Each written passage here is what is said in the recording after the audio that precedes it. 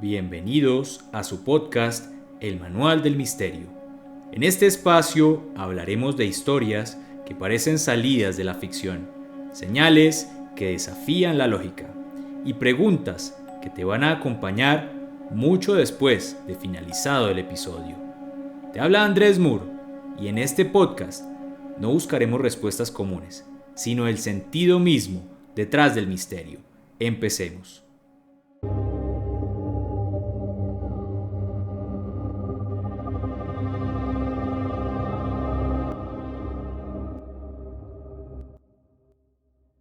Septiembre de 2025. Una fecha que marcará el final de una era. Después de 12 años, después de más de $2.000 millones recaudados, el universo cinematográfico más aterrador que jamás haya existido llega a su fin. Hoy, en el Manual del Misterio, no solo hablaremos de una película, hablaremos del final de una obsesión en el mundo del terror. El final de los Warren, porque el 5 de septiembre se estrena El Conjuro 4, Últimos Ritos, y con ella el último caso oficial de Ed y Lorraine Warren en la gran pantalla. Esto significa que, aunque el universo cinematográfico de El Conjuro puede continuar con spin-offs, la historia de Ed y Lorraine Warren como investigadores paranormales llega a su fin con esta entrega. Pero antes de que se cierre esta puerta para siempre, hay historias que necesitas conocer, verdades que Hollywood nunca te contó, y misterios que van mucho más allá de lo que viste en el cine. El anuncio del fin. 9 de mayo de 2025. Warner Bros. Lanza el tráiler que millones esperaban, El Conjuro 4, Últimos Ritos. 2 minutos y medio que confirmaron lo que muchos sospechábamos. Esta es la despedida. Patrick Wilson y Vera Farmiga vuelven por última vez como Ed y Lorraine Warren, y esta vez enfrentan uno de los casos más oscuros y perturbadores, el caso de la familia Smurl. Un caso que los Warren consideraron imposible de resolver. Un caso que los persiguió durante más de una década. Y un caso que según muchos los marcó para siempre. James Wan, el creador del universo de El Conjuro, lo dijo sin rodeos. Expediente Warren 4 será el cierre de la saga en cines. Y lo interesante de esto es que se dejó precisamente el caso Smurl para el final. ¿Por qué terminar con el caso que supuestamente ni los propios Warren pudieron resolver? ¿Acaso fue el más fuerte de todos? ¿Quiénes fueron realmente los Warren? Edward Warren Miney, Lorraine Rita Moran, 2 nombres que Hollywood convirtió en leyenda. Pero antes de que sus casos llegaran a la gran pantalla, fueron personas reales, con historias reales y con una controversia que los persiguió durante décadas. Ed nació en 1926 en Bridgeport, Connecticut, y desde muy pequeño aseguró vivir experiencias que lo marcaron para siempre. Entre los 5 y los 12 años, casi siempre entre las 2 y las 3 de la madrugada, la hora en que la casa entera dormía, ocurrían hechos inexplicables en su dormitorio. Las puertas del armario se abrían por sí solas. De su interior salían luces flotantes, y en esas luces, rostros que lo observaban fijamente. El más recurrente, el de una anciana enojada con una expresión que lo helaba por completo. Ed contaba que en cuestión de segundos la habitación se enfriaba hasta congelarlo. Se escuchaban pasos, susurros, y al poco tiempo ya estaba buscando refugio en la cama de sus padres. Crecí sin saber qué era aquello, diría años más tarde en una entrevista. Lorraine, por su parte, nació en 1927, también en Connecticut. Desde niña aseguraba tener un don. Podía ver auras alrededor de las personas, luces de colores que cambiaban según su estado emocional. Al principio lo tomó como un juego infantil, pero pronto comprendió que lo que veía no lo veían los demás. En otras palabras, mientras Ed convivía con sombras y figuras, Lorraine convivía con visiones y destellos de lo invisible. El destino los cruzó cuando Lorraine tenía apenas 16 años. Fue en el cine local, donde Ed trabajaba como acomodador y Lorraine era una visitante frecuente. Lo que comenzó como una amistad, pronto se convirtió en algo mucho más fuerte, pero la vida los separó por un tiempo. Ed tuvo que partir al servicio de su país en aquellos años difíciles a mediados del siglo XX. Durante ese periodo, su barco sufrió un hundimiento. Milagrosamente, Ed sobrevivió y le otorgaron 30 días de descanso. De vuelta en Connecticut, no dudó ni un segundo. Aprovechó para casarse con Lorraine. Poco después, tuvo que regresar a cumplir con su deber. Y cuando al fin volvió de manera definitiva, Lorraine ya lo esperaba con su hija recién nacida, Judy, la única hija del matrimonio Warren. Y así comenzó la dupla que más tarde se haría famosa en todo el mundo. Antes de ser conocido como investigador, Ed tenía otra pasión, la pintura. Le fascinaba plasmar en acuarelas casas antiguas, especialmente aquellas de las que se rumoraba que estaban encantadas. Él y Lorraine viajaban hasta esos lugares, se sentaban en la orilla de la calle y dibujaban la fachada. Ed pintaba no solo la casa, sino también lo que él intuía que habitaba en ella: figuras, sombras, presencias. Mientras tanto, Lorraine empezaba a desarrollar más su don. Ella decía poder percibir si esas casas estaban realmente habitadas por algo más. Podía sentir si se trataba de simples memorias del pasado o de presencias mucho más pesadas. Los dueños de esas casas, al notar a la pareja observando, se acercaban a preguntar. Y ahí entraba Lorraine. Les ofrecía comprar el cuadro que Ed acababa de terminar. Muchos aceptaban, pero con una condición: que ellos entraran a investigar qué sucedía en su hogar. Ese fue el verdadero inicio.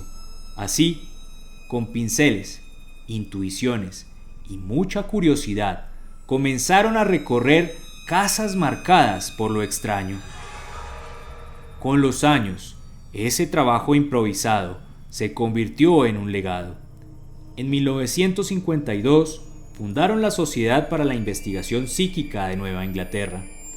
Fue la primera organización formal en Estados Unidos dedicada al estudio de lo paranormal, y con ella, Ed y Lorraine dejaron de ser solo un matrimonio peculiar para transformarse en leyenda. El grupo de cazafantasmas más antiguo de Nueva Inglaterra, y desde ese momento no pararon. Más de 50 años investigando, más de 10.000 casos registrados, exorcismos, posesiones, casas embrujadas, objetos malditos. Si había algo paranormal en Estados Unidos, los Warren estaban allí. Pero aquí viene la pregunta que muchos se hacen: ¿eran realmente investigadores paranormales o simplemente muy buenos contadores de historias? La respuesta probablemente es más compleja de lo que queremos admitir. Ed y Lorraine dedicaron más de 50 años de su vida a este camino. Visitaron miles de hogares, escucharon a familias desesperadas que aseguraban vivir fenómenos inexplicables y construyeron un legado que trascendió cualquier película de Hollywood. Ahora bien, es importante decirlo con claridad: los Warren no cobraban dinero a las familias que los llamaban para investigar. Nunca pidieron un pago para entrar en una casa, escuchar un caso o intentar ayudar. Su sustento vino de otra parte: conferencias, giras, la publicación de libros y, más adelante, los derechos de películas inspiradas en sus historias. Y es lógico, porque nadie puede dedicar toda una vida a algo sin una forma de sostenerse. Sin embargo, Precisamente ahí nace la controversia. Algunos críticos señalaban que esa línea entre fe y negocio era demasiado delgada. Los más duros decían que exageraban los fenómenos para hacer sus relatos más atractivos. Otros, que aprovechaban el miedo de las familias para alimentar un espectáculo mediático. Pero por otro lado, miles de personas aseguraban lo contrario, que los Warren fueron los únicos en tomarlos en serio cuando nadie más lo hacía, que les brindaron consuelo, compañía y una explicación aunque no todos estuvieran dispuestos a creerla. Así fueron ellos, para algunos un faro de esperanza, para otros un matrimonio rodeado de dudas. La verdad, quizá esté en un punto intermedio, porque más allá de lo que se pueda discutir, lo cierto es que lograron poner sobre la mesa algo que durante décadas fue un tabú: la posibilidad de que lo invisible no sea solo ficción. Los casos más controversiales. Antes de hablar particularmente del caso que encierra la película del Conjuro 4, hagamos un recorrido por algunos de los episodios que hicieron famosos a los Warren.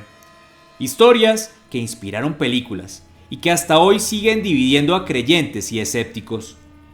Caso 1. Amityville, 1975. La casa más famosa del terror estadounidense. 112 Ocean Avenue, Amityville, Long Island. El 13 de noviembre de 1974, Ronald DeFeo Jr.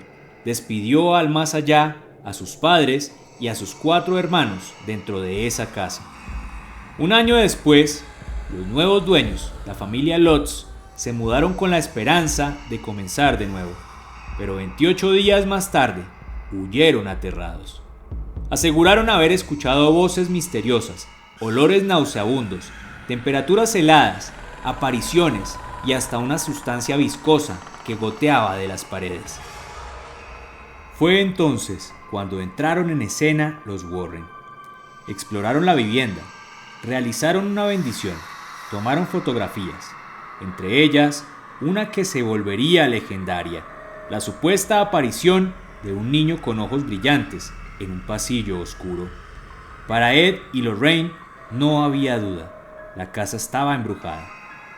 El problema es que la historia dio un giro inesperado.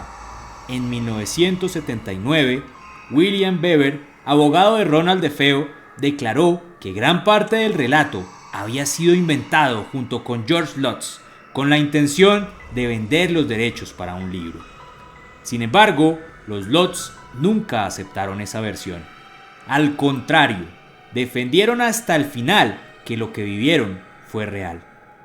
En 1986, incluso se sometieron a una prueba de polígrafo, realizada por un especialista que había trabajado para la CIA, y la pasaron sin problemas, lo que reforzó su credibilidad ante muchos.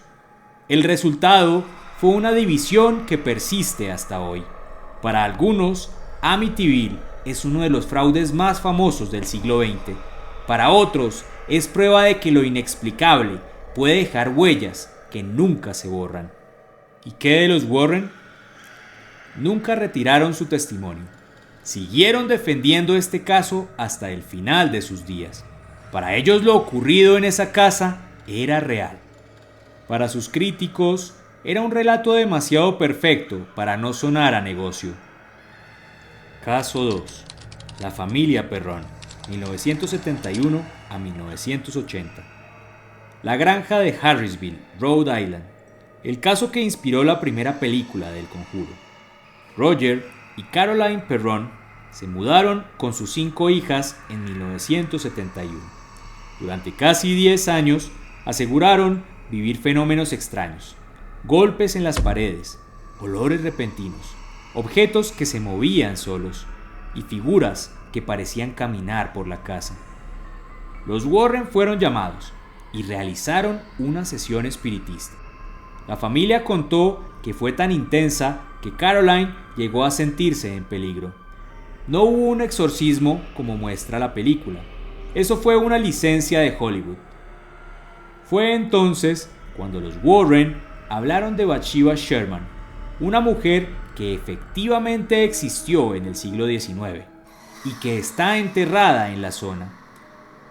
Con el tiempo, la leyenda la convirtió en una bruja que habría ofrendado a un bebé y maldecido la tierra. Pero lo cierto es que no hay pruebas históricas que respalden esas acusaciones. Bathsheba fue una persona real, rodeada después por mito y superstición. Así, lo que sí fue real fue la experiencia de los Perron, que vivieron años en una casa marcada por lo inexplicable.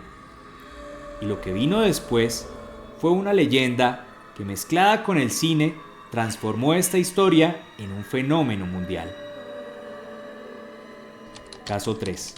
Arne Cheyenne Johnson, 1981. Conocido como el caso de "El diablo me obligó a hacerlo", fue el primero en Estados Unidos donde la defensa de un acusado afirmó estar bajo influencia de algo inexplicable. Arne Johnson vivía en Connecticut y mantenía una relación con Debbie Glatzel. Todo comenzó cuando el hermano menor de ella, David, empezó a tener comportamientos extraños. Aseguraba ver sombras, escuchar voces y reaccionaba con una fuerza poco común para un niño. Desesperados, la familia buscó ayuda en los Warren, quienes participaron en varias sesiones junto a sacerdotes locales. Según relató Lorraine, en uno de esos momentos, Arne desafió a la entidad y le dijo que lo tomara a él y liberara al niño. Meses después, Arne se vio envuelto en un hecho trágico durante una discusión con su casero Alan Bono, a quien envió al más allá. Fue arrestado y lo sorprendente vino después. En su juicio, su abogado presentó una defensa inédita en Estados Unidos, asegurando que Arne estaba bajo posesión. El tribunal no aceptó el argumento. Arne fue declarado culpable de un cargo grave y sentenciado a cumplir entre 10 y 20 años de prisión. Sin embargo, solo permaneció allí 5 años gracias a su buen comportamiento y luego recuperó su libertad de manera definitiva. Los Warren sostuvieron hasta el final que lo ocurrido con Arne fue real, que la fuerza que acosaba a David había pasado a él. Para la justicia fue un caso común. Para quienes creen, fue la primera vez que lo paranormal entró en un juzgado. El Museo Maldito y sus secretos. Si había algo que distinguía a los Warren, más allá de las investigaciones, era su museo, el Occult Museum, instalado en el sótano de su casa en Monroe, Connecticut. Un espacio que reúne cientos de objetos recolectados en más de medio siglo de trabajo. Muñecas inquietantes, espejos perturbadores, pequeños ataúdes, figuras extrañas, libros antiguos. Y por supuesto, la más famosa de todas, Annabelle. Los Warren siempre advirtieron que el museo no era un lugar para la curiosidad ligera. Decían que cada objeto tenía una carga, una historia difícil de ignorar. Para ellos, esas piezas no eran simples recuerdos, sino restos impregnados de energía oscura. El museo no era público como un parque temático, pero en ocasiones se organizaban recorridos privados, lo que generaba largas listas de espera entre los interesados en ver de cerca a Annabelle y compañía. En 2019, poco después del fallecimiento de Lorraine, el museo fue clausurado. La razón oficial no tuvo nada de paranormal, problemas de zonificación y permisos municipales. El lugar estaba en una zona residencial y las autoridades locales recibieron quejas por el flujo constante de visitantes. El cierre fue definitivo y desde entonces los objetos permanecieron bajo custodia de la familia. Sin embargo, en 2025, como ya hablamos en un episodio anterior, el comediante Matt Rife y el creador de contenido Elton Casti se convirtieron en los custodios legales de Annabelle y todo el museo. Te invitamos a ver ese video si te interesa la historia completa. El caso de Smurl, la oscuridad que inspira El Conjuro 4. Los Warren enfrentaron decenas de episodios inquietantes, pero pocos fueron tan intensos y persistentes como el que vivió la familia Smurl en los años 80. Un caso que hoy se convierte en el eje central de El Conjuro 4, Last Rites. Jack y Janet Smurl se mudaron con sus hijas a una casa en West Pittston, Pensilvania. Al principio pensaron que los ruidos eran simples ruidos de una casa vieja, pero pronto descubrieron que lo que habitaba allí estaba muy lejos de ser normal. Todo comenzó con golpes inexplicables y olores insoportables que aparecían de la nada. Las sombras recorrían los pasillos. Se escuchaban voces en habitaciones vacías. El televisor se encendía y apagaba solo, y los cajones de la cocina se abrían como si alguien invisible los empujara. Con el tiempo, las manifestaciones dejaron de limitarse a los objetos. La mascota fue impactada contra una pared. Una de las hijas cayó misteriosamente por la escalera. Janet aseguraba que había noches en que la cama entera se sacudía como si quisiera expulsarla. Y lo más aterrador eran los episodios que afectaban directamente a las personas. La familia describía momentos en los que una fuerza invisible los inmovilizaba, les impedía respirar y llegaban a sentir que esa oscuridad invadía su intimidad de la manera más escalofriante posible. Para Janet, esos fueron los recuerdos más dolorosos. No era solo miedo, era sentirse vulnerada en su propio hogar. Desesperados, recurrieron a Eddie y Lorraine Warren. Ellos concluyeron que no se trataba de un solo espíritu, sino de varias presencias, y que entre ellas había una entidad más fuerte que usaba a las demás para atormentar a la familia. Los Warren intentaron múltiples rituales y oraciones, pero según los Smurl, nada parecía funcionar del todo. La casa resistía cualquier intento de liberación. Finalmente, un sacerdote local realizó intensas plegarias, y después de eso, la familia experimentó cierta calma, suficiente para que en 1988 decidieran marcharse. Lo curioso es que, cuando nuevos inquilinos ocuparon la casa, nunca reportaron nada extraño, ni voces, ni golpes, ni sombras. Entonces, ¿qué ocurrió realmente en esa casa? ¿Será que las oraciones del sacerdote lograron desterrar aquello que atormentaba a los Smurl? Dime tú, ¿qué crees que pasó? Al repasar estas historias, queda claro que los Warren fueron mucho más que los protagonistas de una saga de cine. Fueron personas que dedicaron su vida a enfrentar lo que otros preferían ignorar, aunque eso los rodeara siempre de dudas y polémicas. Lo cierto es que casos como los de Amityville, los Perron, Arne Johnson o los Smurl siguen generando preguntas hasta hoy. Y quizá ahí está la razón por la que nos siguen atrapando, porque a la fecha no hay una respuesta definitiva. El Conjuro 4 llega como el cierre de esta saga, pero también como una invitación a mirar de frente esos misterios que aún nos incomodan. Tal vez la película no nos dé todas las respuestas, pero sí nos recordará que lo desconocido sigue estando mucho más cerca de lo que creemos. Y por supuesto, no te quedes con lo que te diga este canal u otro medio. Investiga, indaga, siempre busca más allá. Comparte, dale like y comenta. Tu participación en nuestra comunidad es tu aporte para poder llegar a muchas más personas. ¿Tienes algo interesante que quieras compartir? Puedes contactarnos en la dirección en pantalla. Gracias por llegar hasta aquí. Te invito a ver otra historia asombrosa